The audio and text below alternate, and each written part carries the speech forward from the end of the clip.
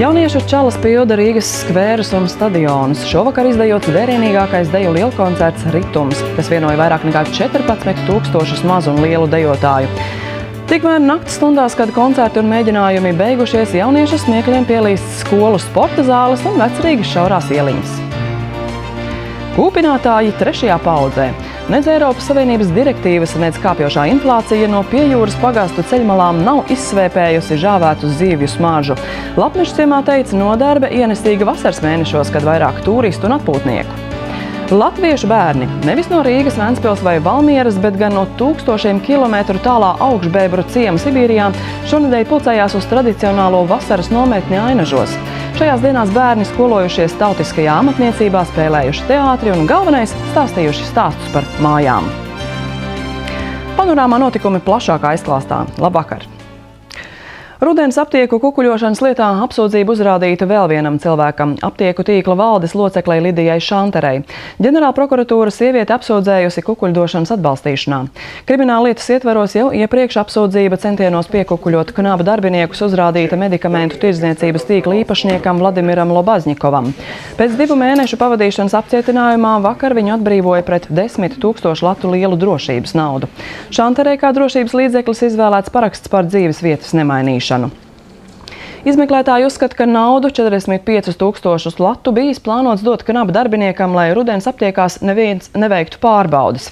Rudens aptiekas insulīna tirgū līdz šim bija viens no nozīmīgākajiem spēlētājiem. Savukārt zāļu lieltirgotava LV Farma ir viena no pirmā 10 spēlētājiem. Turpinām ar notikumiem citur pasaulē. Šodien sākušās Kaļiņingradas 750 gadu svinības. Pilsētā ieradies Krievijas prezidents Vladimirs Putins, kurš rīt tiksies ar ārzemju viesiem Vācijas kancleru Gerhardu Šrēderu un Francijas prezidentu Žaku Širaku. Uz svinībām nav ielūgti kaimiņu valstu pārstāvji, kuri kritiski vērtē Krievijas politiku, proti Polijas un Lietuvas prezidenti. Kaļiņingrada bijusī Kenigsberga atrodas Krievijas tālākajā rietumu apgabalā, kuru no pārējās valsts nošķir Eiropas Savienības robeža. Pēc Otrā pasaules kara saskaņā ar sabiedroto lēmumu trešdaļa Austrumprūsijas teritorijas ar Kenigsbergu tika pievienota Padomju Savienībai. Jau 1946. gadā uz šo apgabalu tika masveidā sūtīti Krievijas un Baltkrievijas iedzīvotāji. Pēc PSRS sabrukuma Kaļiņingrada nav atguvusies no dziļas ekonomiskas krīzes. Bet 10 pasaules pilsētās šodien notiek roka koncerti, lai atbalstītu centienus izskaust nabadzību Āfrikas kontinentā. Tokijā, Johannesburgā, Edinburgā, Londonā, Parīzē, Romā, Berlīnē, Maskavā, Filadelfijā un Kanādas pilsētā Barijā slavenākie mūziķi pulcējuši miljoniem cilvēku. Koncertos piedalās U2, Madonna, R.E.M., Pet Shop Boys un daudzi citi mākslinieki. Viņi atsaukušies leģendārā mūziķa Boba Geldofa aicinājumam. Pirms 20 gadiem viņš organizēja līdzīgu palīdzības kampaņu Āfrikai. Šoreiz koncertu maratons saucas Live 8, jeb dzīvā palīdzība 8. Akcijas dalībnieki grib uzrunāt pasaules 8 attīstītāko valstu vadītājus. Nākamnedēļ Skotijas galvaspilsētā Edinburgā politiķi lems par līdz šim plašāko palīdzības programmu Āfrikai. Roka koncerti skanēs gandrīz visu diennakti. Tie jau sākušies Tokijā un beigsies ASV un Kanādā. Un viens no vērienīgākajiem koncertiem šodien notiek Berlīnē. Pie uzvaras kolonas netālu no Brandenburgas vārtiem pulcējušies simtiem tūkstoši cilvēku. Un viņu vidū arī mūsu korespondents Juris Kursietis. Berlīnē notiekošais Live 8 koncerts, tāpat kā visos pārējos, ir ar cilvēkiem pārpildīts. Organizatori lēš, ka dienas laikā koncerta norisvieta, kas atrodas parkā pie Berlīnas vārtiem, apmeklējuši būs vairāk nekā 1 miljons cilvēku. Šāds cilvēks pieplūdumi veicina arī faktors, ka koncerts ir bez maksas.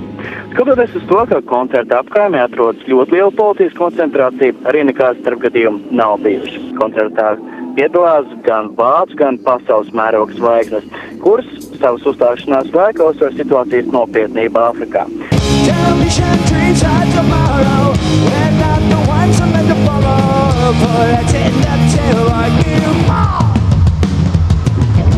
Berlīnē visapkārt koncertu norises vietai atrodas arī neskaidāms telts, kurās ik viens elektroniski var parakstīt petīciju, kas tiks iesniegts G8 samita laikā, kur jautājums par parādzēšanu Āfrikai būs viens no galvenajiem tematiem. Tikmēr koncerta organizatori vismaz Berlīnē ir sajūsmā par cilvēku atsaucību un ir pārliecināti, ka šodien noticis vēsturisks pasākums. kam pēc idejas būtu jāveicina nabadzības izskaušana Āfrikā. Jūras Kursietis, Latvijas televīzija, no Live 8 koncerta Berlīnē.